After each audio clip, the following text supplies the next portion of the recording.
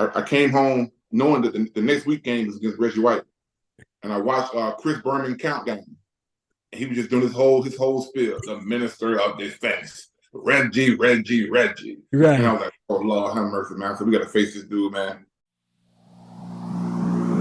1, 2, 3, 4.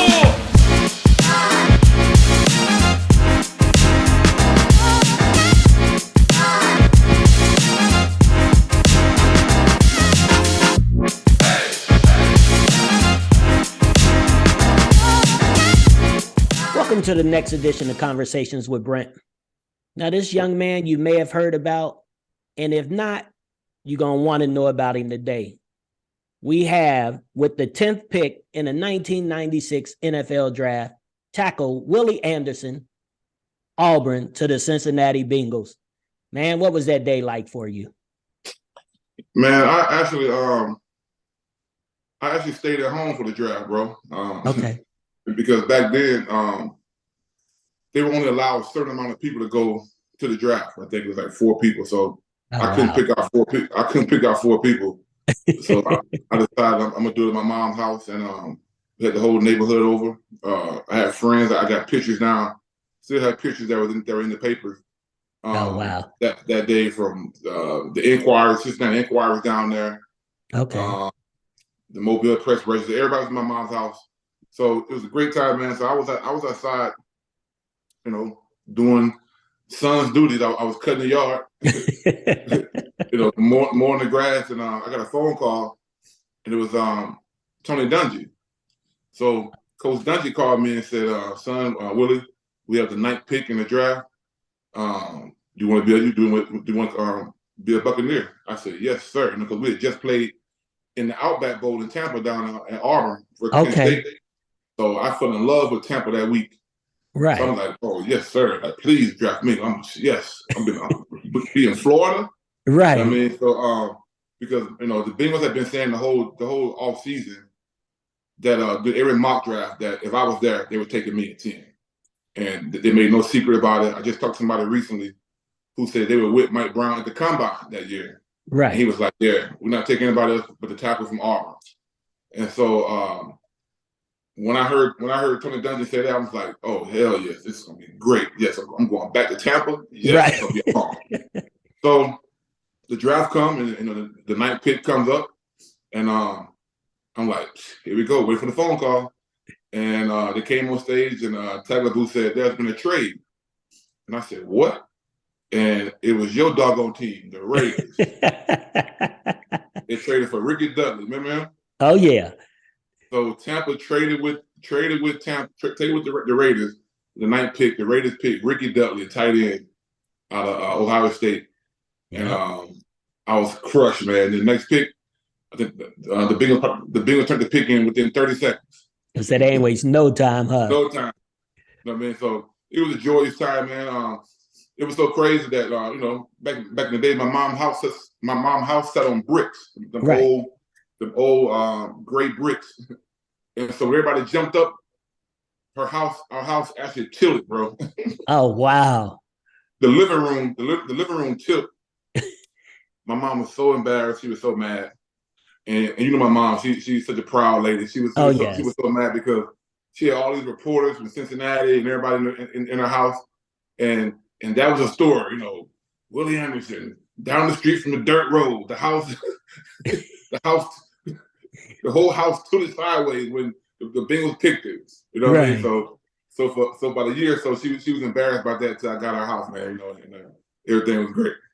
And as people know, man, you've been a finalist for the Hall of Fame the last couple of years, and I know you know your numbers, but I think it was so eye-opening.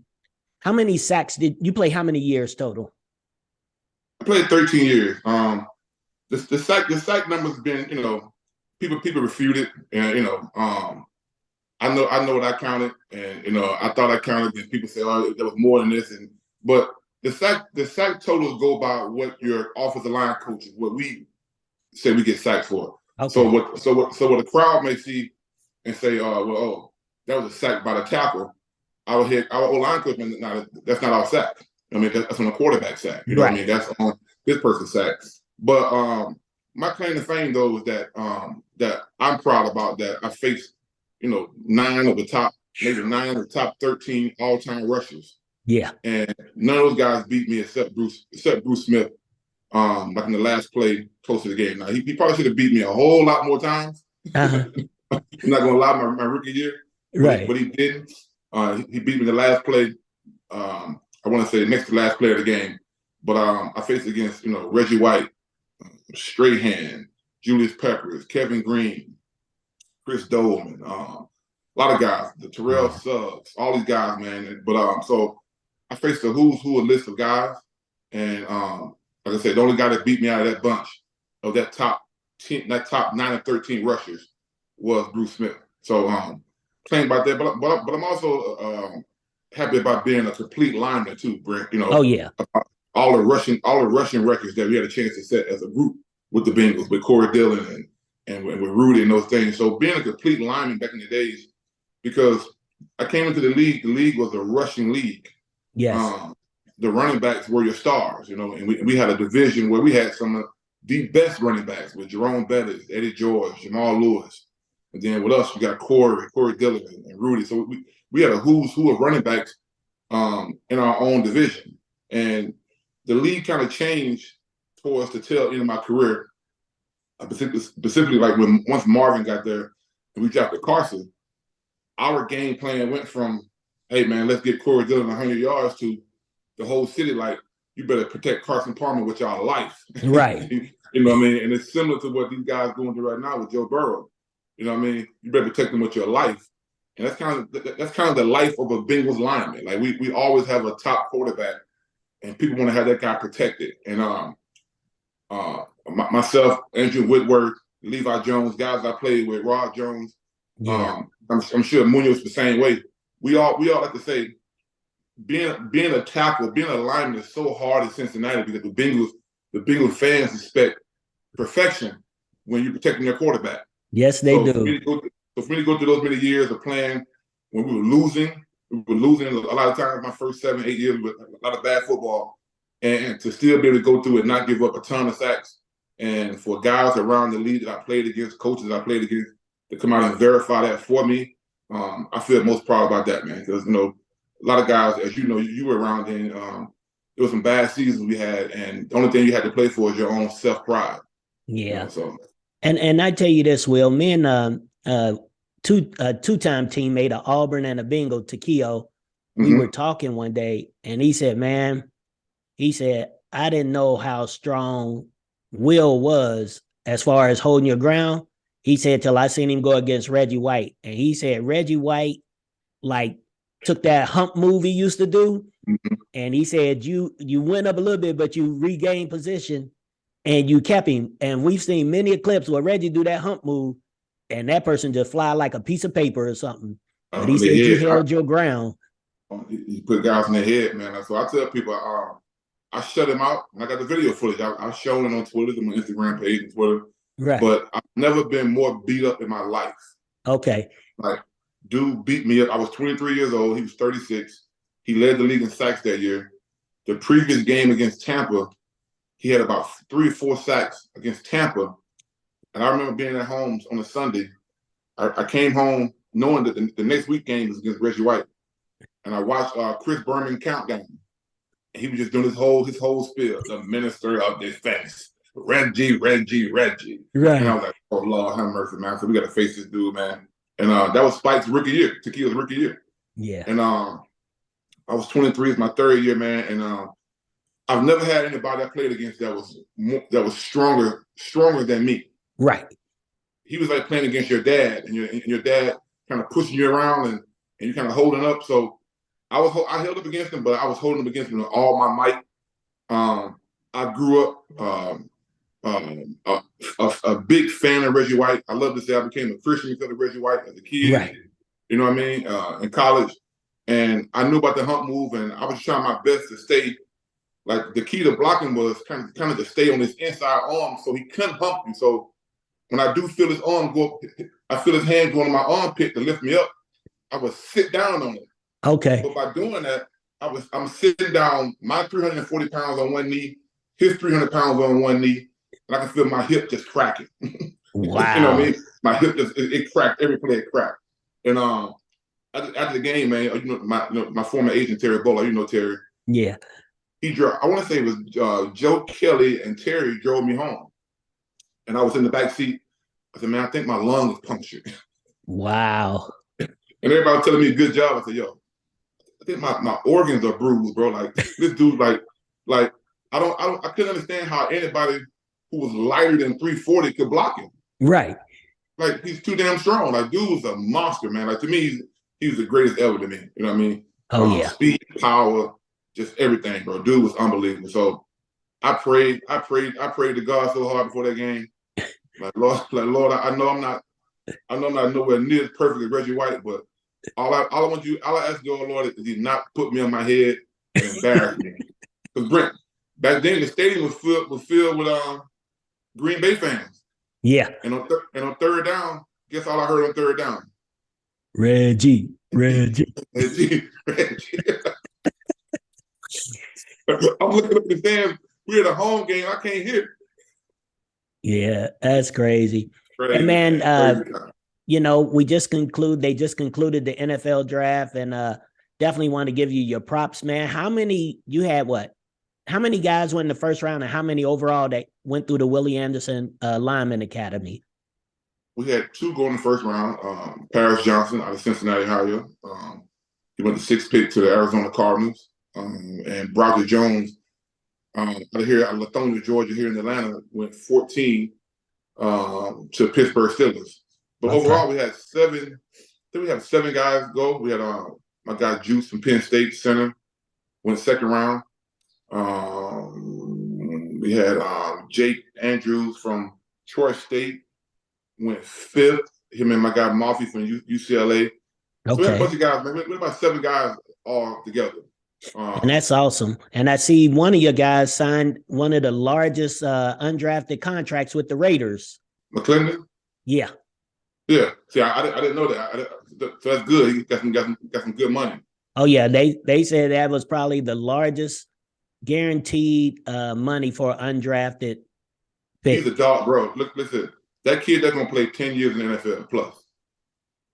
I can damn guarantee he's a good kid. Works his tail off, man. Was at UT Chattanooga. Stayed there for 6 years, bro. Like, and just stayed through the COVID year. He's a hard worker, a tough dude, strong hands. Okay. He's one of them old school Mauler type guys. Mm. You know what I mean? But he's a good dude. Kirk is a good dude, man. I thought for sure he'd get drafted. Put it like that. Right. I thought for sure he'd get drafted. So the Raiders get him. They get one of them old Raider guard type dudes who gonna bring his lunch pail and fight, real smart dude, and I'm sure they'll be very, very happy with him. Hey, we need it. So, Will, I've most people have seen either some of your Instagrams or your Facebooks, and you talk about people don't give linemen enough respect.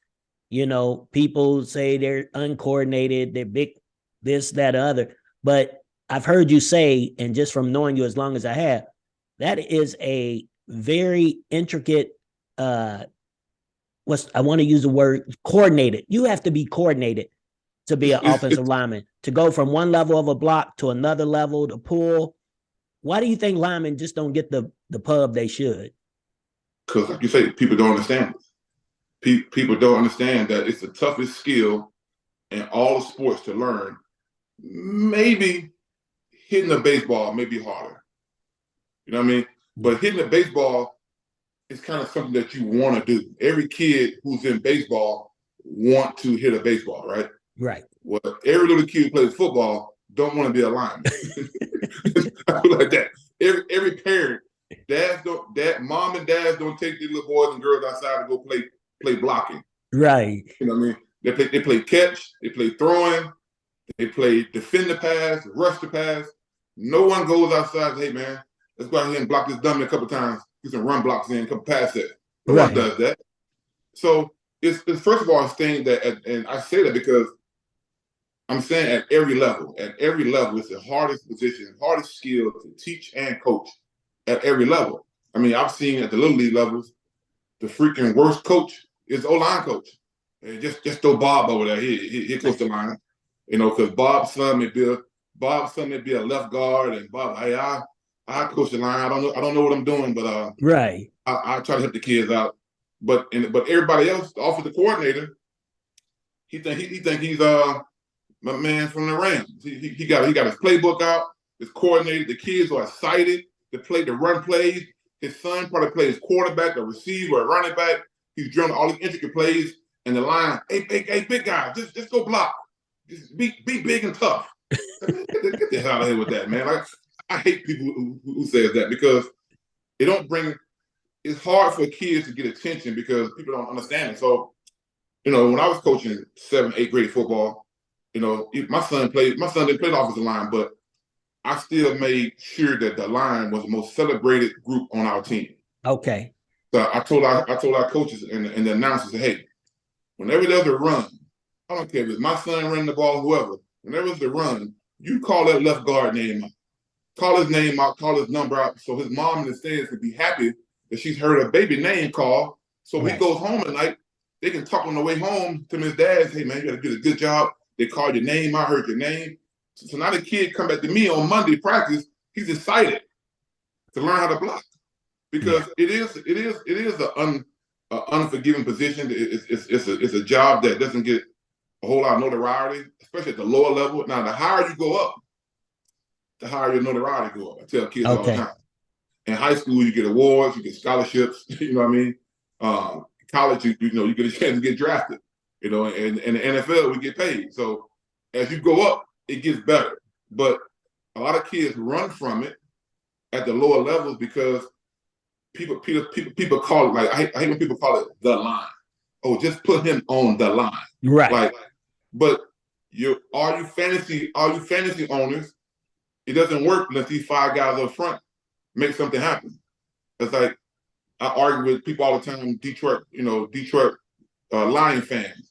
With our brother Floyd Walker and some guys, just arguing with guys weekend. Oh yeah, man, Barry Sanders had no line. Man, get the hell out of here. What you mean he had two Pro Bowlers? Right. Thomas Brown and the center, they're Pro Bowlers. But people just so infatuated with Barry, rightfully so. Oh man, that when Barry had a negative run, there's no blocking. Well, bro, I've seen all his highlights. He's running through holes made by linemen. He couldn't rush from all those yards if guys weren't blocking. But the perception is, man, he didn't have Emmitt Smith's line.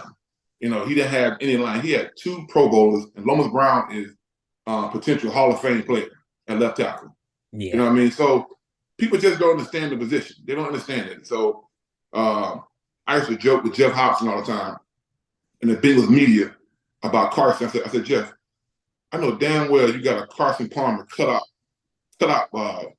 board down in your garage because all y'all wish y'all were Carson. None of y'all wish y'all was us. Right. Y'all wish y'all was Levi Jones, Andrew Whitworth, me, Richie Grant. Y'all don't want to be us. Y'all want to be Carson and Ocho and TJ and these guys. Y'all want to be those guys.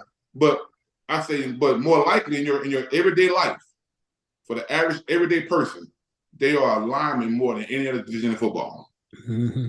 Quarterbacks are your CEO, your linemen are your everyday Joes out there getting work who are expected to do their job, but you're not going to get a hand clap on a pat on the back every time you do your job.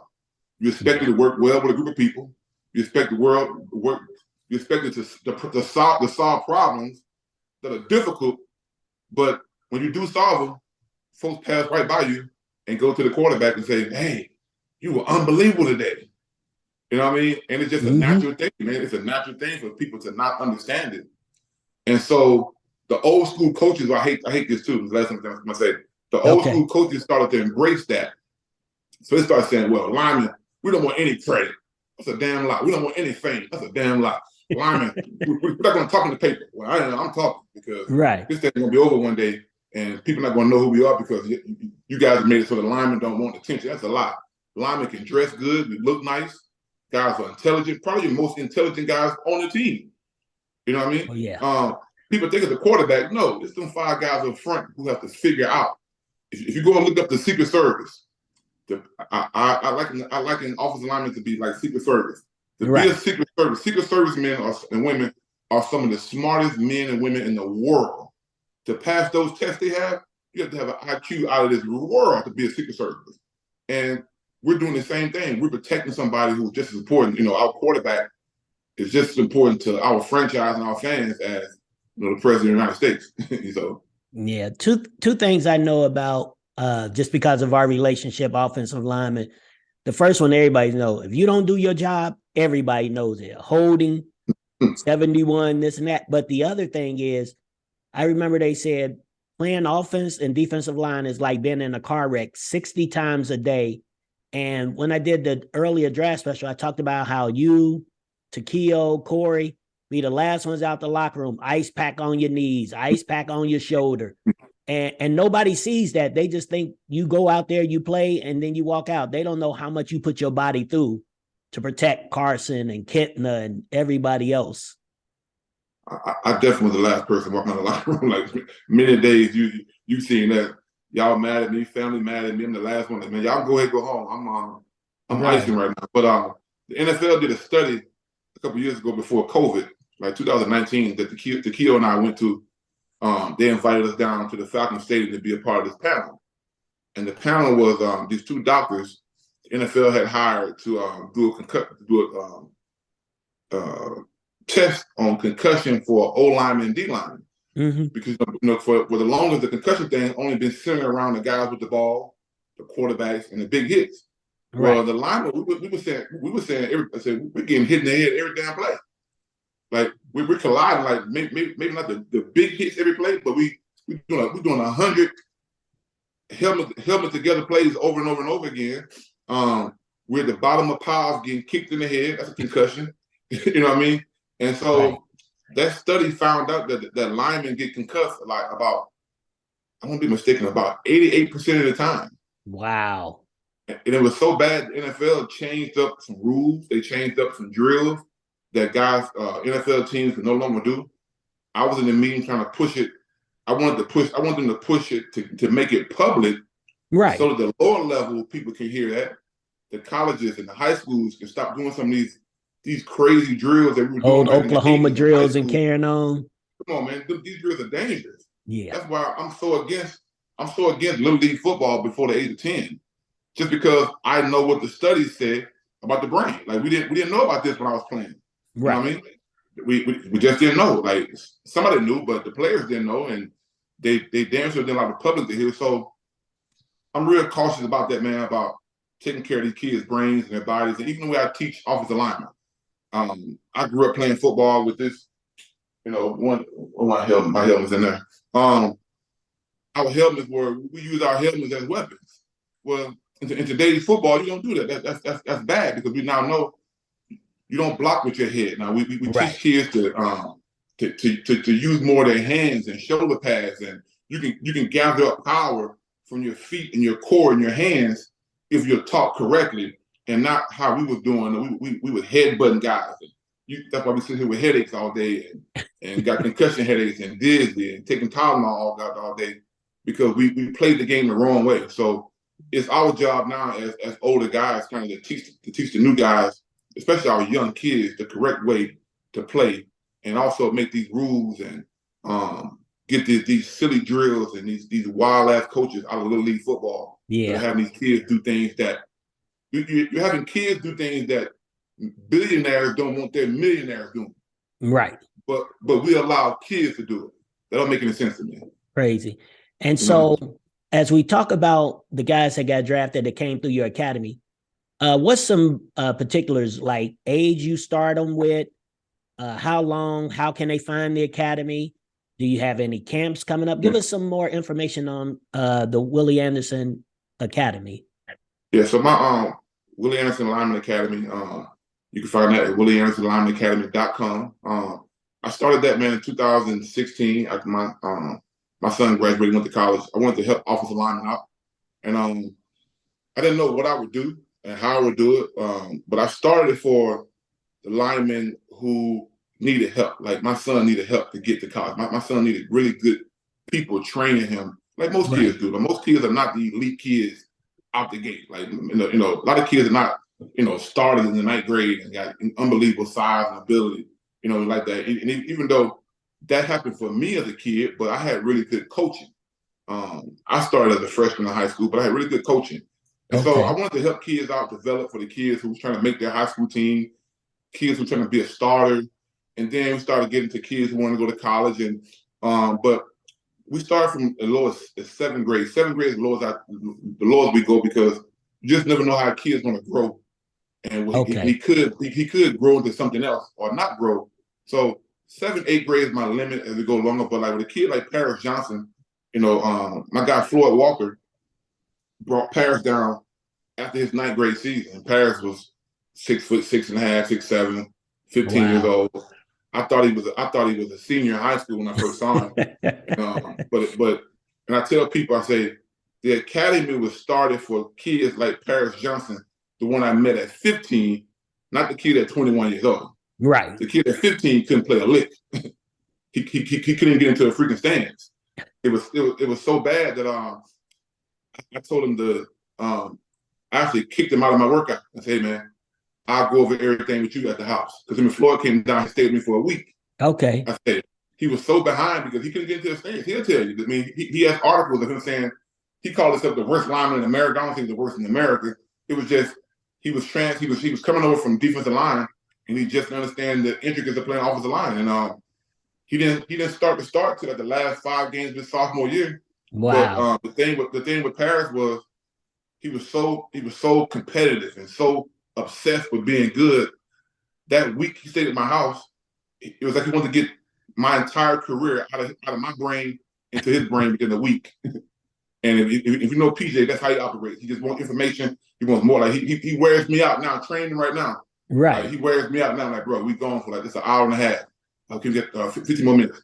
15 more minutes turn to 30 more minutes. And he just want to keep going and going for a coach and player. They're gonna love it. Like it just wears an old man like me out. He wears me out.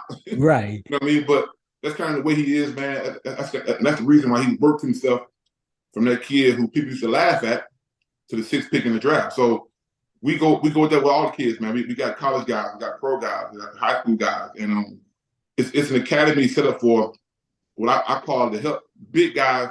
I say I teach big guys how to dance. You know what I mean? You go. How to be confident in themselves, how to move their bodies, how to defend against movement.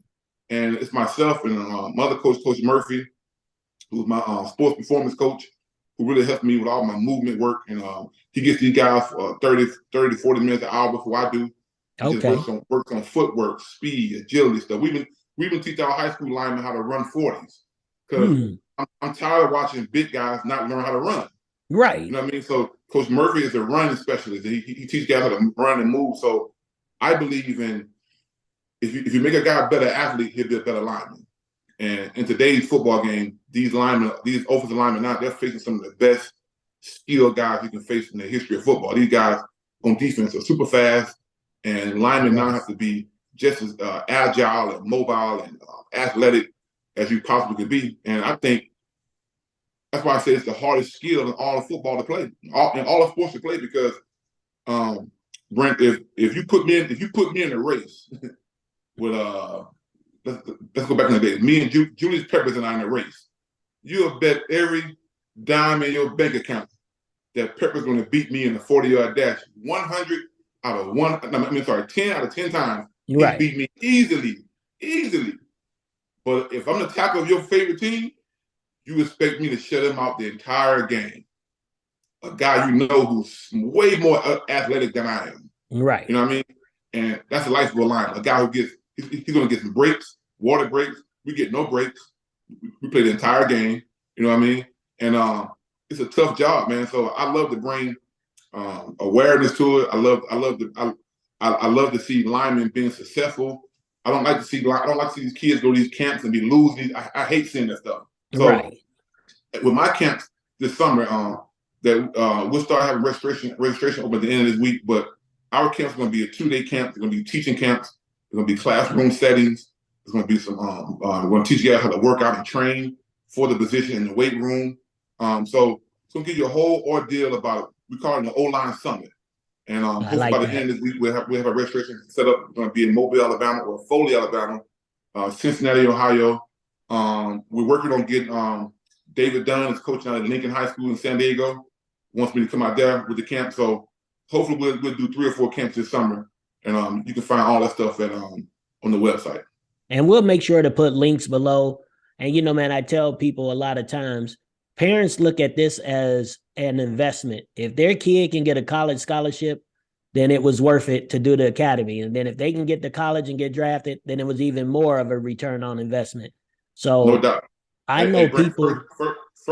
First part is the college. Like I'm gonna have my people do a thing at the end of this week to see how much money have we've saved parents by parents saved, like, 2 years ago, not this past year when I had 7 guys go. The year before that, we put 15 kids in college. Wow. That's 15 free scholarships that kids came to us. They had no scholarship before, because we also have a recruiting service that we basically market. We basically train the kids. We market them to coaches and coaches in colleges, their transcripts, their film, anything athletic, and we work that in our recruiting service. So we had 15 kids that came to us previous years, their sophomore, junior years, some senior years. I have a kid, CJ Abel, is up at Lehigh. His mom texted me yesterday a picture. CJ went to his senior year, had no offer, and worked with him, trained him, got him right. He ended up signing with Lehigh up in New York, full ride. His mom is so happy. I know that's right. As a freshman, like, he's super. His mom cried in my arms, man. So just seeing parents do that, I know people say, "Hey, man, the draft got to feel real good," but I feel great about the draft. Experiencing the draft with Paris, those guys are great. But I get a chance to feel happy every freaking year come signing day when these kids sign their scholarships, and these moms have paid me what I asked them to pay me, because it's an investment. But for them to believe in me, and then when they get done, to have moms and dads saying, "Hey, man, I'm calling 5 of the people for you. I'm calling this person for you." They're sending people our way because they're so happy with the work that we've done. And to me, that's my plot in life. That's what God gave me to do, is to help kids out. And I'm going to keep doing that. That's awesome. And man, I want to thank you. A lot of people know that I worked for Takeo and Patrick Willis and some of them, but you were the first person that gave me a shot to be an assistant. So thank you. Deion Sanders was probably the first car I detailed, but you was the first person to give me a shot to be your assistant. And man, I'm forever grateful for that. Thank you. Man, you're my brother, dog. That's family for life, bro. You know that. Oh, yes, sir. Well, man, I appreciate your time. Much love and continued success. And we'll make sure we put all the links, information, so people can reach out and continue to support you, man, because well deserved. Thank you, my brother. Love you, man. Love you too, man. Have a good one. All right, bro. All right. Later.